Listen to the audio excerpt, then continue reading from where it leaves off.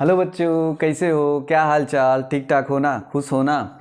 मैं दीपक sir, physics faculty, आप सभी का स्वागत करता हूं। और आपसे निवेदन है कि आप इस खूबसूरत से चैनल को सब्सक्राइब कर दें, क्योंकि ये सबसे इम्पॉर्टेंट बात है। आपको अच्छे अच्छे कंटेंट मिलते रहेंगे। इस चैनल का नाम है अखंड बैक बेंचर NCG। और अगर आप स्पेसिफिक जाना चाहते हो तो @ हो जाएगा यार, अगर आप टाइप करते हो तो सीधे मेरा चैनल मिल जाएगा, तो उसको सब्सक्राइब कर दो। तो हम आज क्या बात करने वाले थे? आज हम आपके लिए बहुत खूबसूरत सा एक चीज़ लेके आए हैं, फिज़िक्स के रिलेटेड सिलेबस। सिलेबस क्या होता है? सिलेबस सबसे इम्पॉर्टेंट चीज़ होती है, क्योंकि फिज़िक्स बहुत बड़ी है। फिज़िक्स क्या है? बहुत बड़ी है। लेकिन आपको एग्ज़ाम जो देना होगा वो आपका टारगेट है, आपका गोल है। तो आपको पता तो होना चाहिए कि हमें कितना गोल अचीव करना है, मतलब कितनी चीज़ें पढ़नी है। अगर हमें उतना ही पता चल जाए कि हमें इतना ही पढ़ना है, तो हमें पता चलेगा कि कितना हमारा छूटा हुआ है और कितना हमने कवर कर लिया है। एक्चुअली में जब मैं उधर था गेट में, जैसे इंजीनियरिंग पढ़ी, तो इंजीनियरिंग में मैंने बहुत सारे चैप्टरों का छोड़ो, बहुत सारे जो है सब्जेक्ट का, या हम कह सकते हैं कि हर सेमेस्टर में 6 सब्जेक्ट होते थे। तो 12 चौक 48, लगभग 45-46 पेपर दिए हैं। तो अपने आप में एक सब्जेक्ट होता था। तो हमें पूरा सिलेबस नहीं होता था, लेकिन हाँ, हम लोग शुरू में ही सिलेबस जो है मिल जाता था। सिलेबस देख लेते थे कि हाँ, ये टॉपिक है, इसमें इतना ही सिलेबस करना है, इसी पे ही क्वेश्चन आएगा। 5 यूनिट की होती थी, तो सिलेबस हम लोग लेके आते थे, तो उतना ही पढ़ते थे। रेफरेंस बुक होती थी, उसमें बहुत कुछ दिया रहता था। तो इस सिलेबस से स्टिक होके ही हम पढ़ते थे और अच्छा मान गेन हो जाता था। लेकिन जिनको सिलेबस नहीं पता होता था, तो अंदर से डरे होते थे कि क्या आ जाएगा, क्या नहीं आ जाएगा। लेकिन जिनको सिलेबस पता होता था, तो उनको पता होता था कितने मार्क्स हम गेन कर लेंगे। तो उसी तरह फिर हम जब गेट के देने गए, तो गेट में कुछ ही सब्जेक्ट का हमें जो है पेपर देना था। आई थिंक 9 या 10 थे। तो हमने पूरा सिलेबस को प्रिंट आउट किया और उसको अपने स्टडी के सामने पेस्ट कर लिया। हमें पूरा सिलेबस याद होना चाहिए, उससे हमें पता चलता है क्या रिवीजन करना है, क्या नहीं रिवीजन करना है। तो उससे बहुत सारी चीज़ें पता होती है। हम अभी देखे हैं, बहुत सारे लड़कों से पूछते हैं कि चलो ठीक है, फिजिक्स में आप 11th का टोटल चैप्टर्स नेम बता दो, तो नहीं बता पाते हैं। क्या क्या है वही नहीं बता पाते हैं। तो हम सबसे बेसिक होगा कि सबसे पहले तुम 11th और 12th का यूनिट पता करो कि कितने यूनिट में 11th और 12th को बांटा जा सकता है। तो स्टार्ट होते हैं 11th का यूनिट फर्स्ट। क्या? Unit first. इसको बोलते हैं मैकेनिक्स। मैकेनिक्स इसमें टोटल अगर देखा जाए तो 15 चैप्टर है, लेकिन आप काट छाट के इसको 13 या 12 चैप्टर में आप इसको कंप्लीट कर सकते हो। Chapter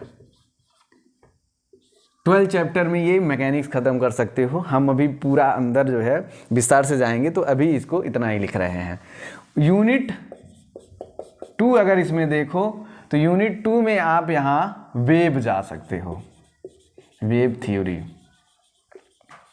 wave theory max 3 chapter, जिसमें एक चैप्टर किसी और में भी आता है।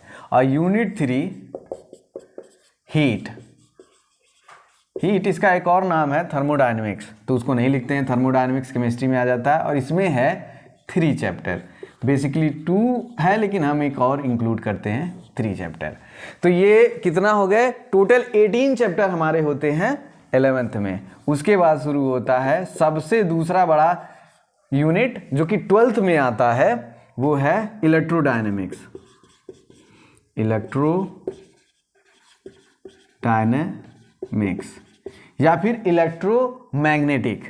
क्या? इलेक्ट्रोमैग्नेटिक। इसमें टोटल 8 चैप्टर हैं, 4 + 4, टोटल 8 चैप्टर, 8 चैप्टर हैं। उसके बाद यूनिट नंबर 5। यूनिट 5 में आप आते हैं ऑप्टिक्स। ऑप्टिक्स में 2 चैप्टर हैं। 2 चैप्टर नहीं, हम इसको बनाते हैं 3 चैप्टरों में। 3 चैप्टर, लेकिन आप 2 में डाल सकते हो। उसमें मतलब एक चैप्टर यहाँ पे हम वेव में कवर किए हैं, तो 2 चैप्टर या 3 चैप्टर ले सकते हो। तो वो जब हम विस्तार से बताएंगे तो अपने आप एडजस्ट हो जाएगा। ऑप्टिक्स में 3 चैप्टर। और लास्ट यूनिट जो होती है उसको कहते हैं मॉडर्न फिजिक्स। मॉडर्न फिजिक्स, इसमें 4 चैप्टर। इतने में हमारा बटा हुआ है। तो अगर हम देखें तो कितना हो गया, 18, 8, 26, 26, 4, 30, और ये यहाँ पे कवर हुआ था तो 32 चैप्टर्स में ये टोटल हमारा पूरा का पूरा फिजिक्स कवर हो जाता है। तो पहले हम यूनिट देख लेते हैं कि ये 6 यूनिट में है, mechanics, wave theory, heat, electrodynamics या इलेक्ट्रोमैग्नेटिक, ऑप्टिक्स और मॉडर्न फिजिक्स। उसके बाद हम इसको एक एक को हम लिखना स्टार्ट करते हैं।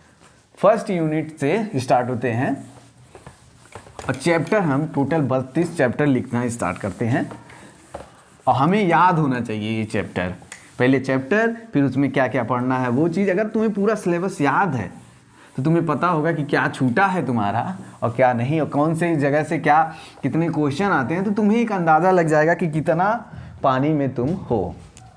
चैप्टर 1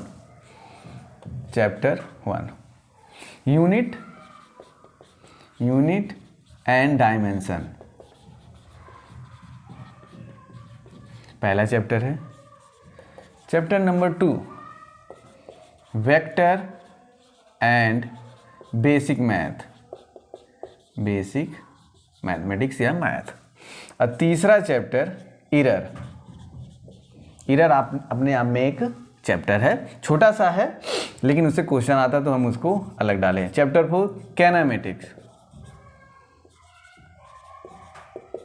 कैनामेटिक्स में 2 चैप्टर बनाया जा सकता है, जैसे कि 1D 2D में होता है प्रोजेक्टाइल, तो हम यहाँ पे नहीं बनाएंगे।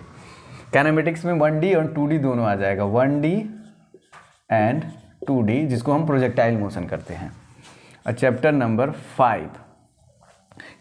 5 आ जाता है Newton's law of motion and friction. इसमें भी देखो 2 चैप्टर हैं लेकिन हम इसको कंबाइन कर दिए क्योंकि फ्रिक्शन, इसके सारे क्वेश्चन फ्रिक्शन के क्वेश्चन हो सकते हैं, बस सरफेस का फ्रिक्शन दे दिया जाए। उसके बाद 6ठा नंबर है work, energy and power. Chapter number 7 circular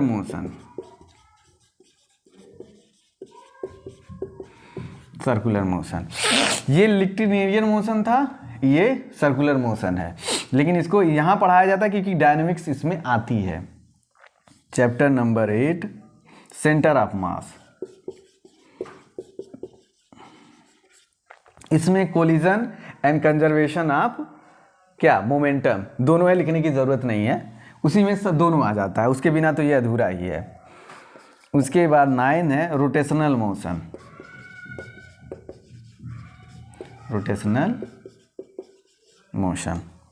और फिर क्या है SHM सिंपल हार्मोनिक मोशन।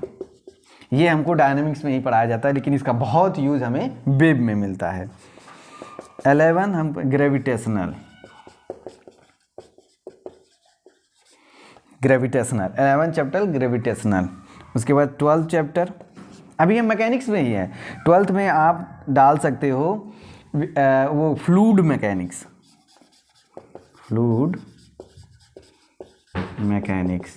और इसी में आता है 13 चैप्टर, इसको हम बोलते हैं विस्कोसिटी, सरफेस टेंशन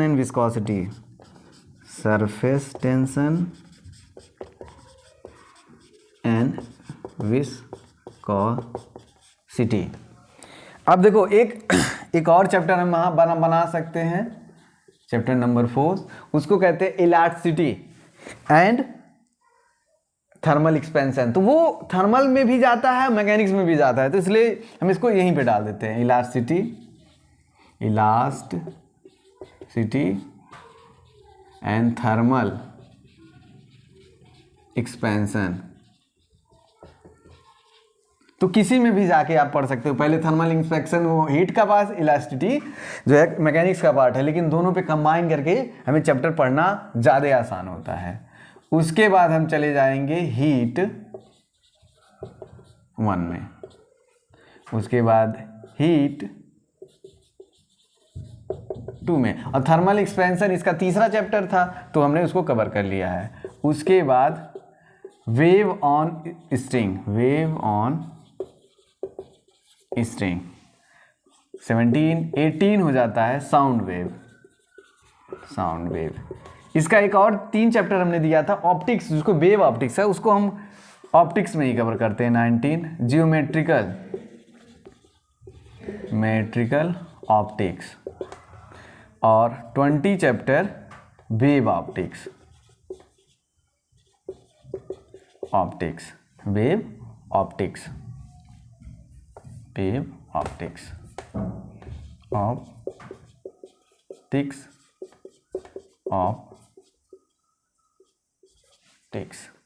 उसके बाद 21 चैप्टर हमने यहाँ तक वेव एक यूनिट, 2 यूनिट, 3 यूनिट, 4 यूनिट। अब आता है इलेक्ट्रोडायनेमिक्स। तो इलेक्ट्रोस्टैटिक फर्स्ट, इलेक्ट्रोस्टैटिक फर्स्ट, और इसी में आ जाएगा 22 इलेक्ट्रोस्टैटिक, स्टैटिक 2। उसके बाद 23 चैप्टर आ जाएगा इलेक्ट्रिक करंट, इलेक्ट्रिक करंट या सिंपल करंट, और 24 चैप्टर जो आएगा कैपेसिटर, कैपेसिटर। इलेक्ट्रोस्टैटिक वाला पार्ट खत्म हो गया। अब मैग्नेटिक वाला 25 मैग्नेटिज्म, 26 इसमें इलेक्ट्रोमैग्नेटिक इंडक्शन, मैग्नेटिक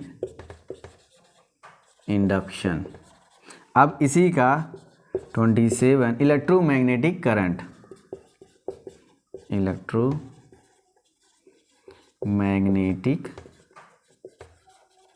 करंट, और 28 जो आएगा इलेक्ट्रोमैग्नेटिक वेव, EM वेव, छोटा सा लिख देते हैं। उसके बाद आता है मॉडर्न फिजिक्स 1, मॉडर्न फिजिक्स 1, और इसी में 13 चैप्टर मॉडर्न फिजिक्स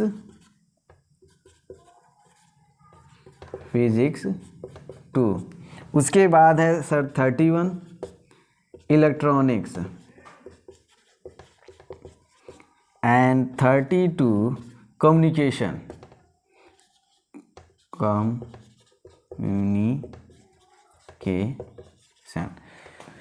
लास्ट में थोड़ा छोटा छोटा लिखना पड़ा, तो 32 चैप्टर आ जाता है। तो इसमें देखो ये यहाँ तक हमें मैकेनिक्स चला, उसके बाद ये हीट यूनिट है, ये वेव यूनिट है, ये ऑप्टिक्स यूनिट है, ये इलेक्ट्रोमैग्नेटिक यूनिट है, एंड ये मॉडर्न फिजिक्स है। तो इतना सारा हमें पढ़ना होता है फिजिक्स में।